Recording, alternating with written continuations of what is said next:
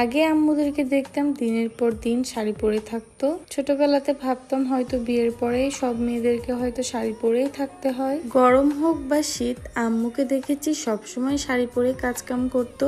আসসালামু আলাইকুম, সবাই কেমন আছেন? সময়ের সাথে সাথে আগের রীতিনীতি সবকিছুই যেন ধীরে ধীরে বদলিয়ে যাচ্ছে। এখন বা এই সময়ে মানুষ কিন্তু শাড়ি পরে কাজকাম একদমই করতে পছন্দ করে না। বিয়ের আগে কখনো শাড়ি পরতে চাইলে আম্মু অনেক বকাবকি করতো। তেমন ভাবে বিয়ের আগে খুব একটা শাড়ি পরা হয়নি কারো বিয়ে শাদী ছাড়া। তখন শুধু ভাবতাম আমার বিয়ে হলে আমিও শ্বশুর বাড়ির যে শাড়ি পরবো। তবে এখন শাড়ি পরাটাই আমার কাছে সব থেকে বেশি বিরক্তর মনে হয়। মাঝে মধ্যে শখ হয়, তাই একটু একটু করে পরি, ছবি তুলি, ভিডিও করি, ব্যাস এই পর্যন্তই। আমার শাশুড়ি মা কিন্তু অনেক শৌখিন একজন মানুষ। সে কিন্তু আমাদের দুই বউকেই বলে তোমরা একটু সাজুগুজু করবা, শাড়ি পরবা, তোমাদের বয়সটাই এমন, এখন যদি একটু সাজুগুজু না করো, না ঘুরো, না বেড়াও, কবে করবা? যখন বা যেই দিনই শাড়ি পরি না কেন, আমার জামাইয়ের থেকে আমার শাশুড়ি মা যেন বেশি খুশি হয়। তাকে নাকি শাড়ি পরে দেখতে আমাদের খুব ভালো লাগে।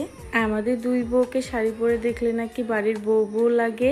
আমার জামাইও কিন্তু আমার শাড়ি পরা পছন্দ করে, কিন্তু আমার যেহেতু অসুবিধা হয় তার জন্য সে কখনোই বলে না কোথাও গেলে শাড়ি পরার কথা।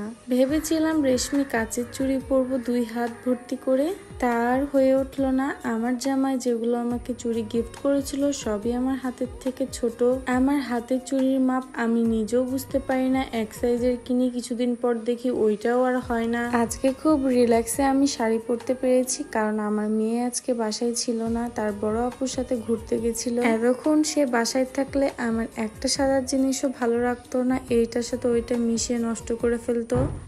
আমার সাজগোজার জিনিস যখন সায়রা বাবু নষ্ট করে ফেলে আর আমার আপু বা আম্মুকে যখন বলি, তারা কিন্তু অনেক বেশি হাসাহাসি করে আর বলে ছোটবেলায় আমাদের কত জিনিস নষ্ট করেছে, এখন নাও তোমার মেয়ে তোমার জিনিসপাতি নষ্ট করবে। ছোটবেলায় কিন্তু সব থেকে বেশি আমি আমার বড় আপুর সাজার জিনিসপাতিগুলো নষ্ট করেছি।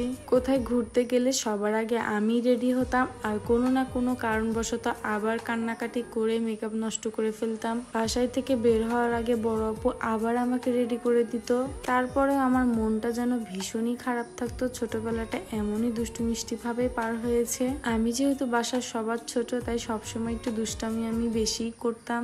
আমি এত বেশি পাজি আর দুষ্টু মেয়ে ছিলাম যে কেউ কোথাও গেলে আমাকে কিন্তু নিয়ে যেতে চাইতো না। তবে এখন কিন্তু সবাই আমাকে অনেক বেশি মিস করে আর আমাকে অনেক বেশি ভালোবাসে। এখন সবাই আমার জন্য অপেক্ষা করে আমি কবে বাসায় যাব, তারা সবাই মিলে একসঙ্গে আমরা ভাই বোন মিলে মজা করব। তবে আজকের ভিডিও এখানে শেষ করছি। দেখা হবে নতুন কোনো একটি ভিডিওতে। সবাই ভালো থাকবেন, সুস্থ থাকবেন। আল্লাহ হাফেজ, টাটা।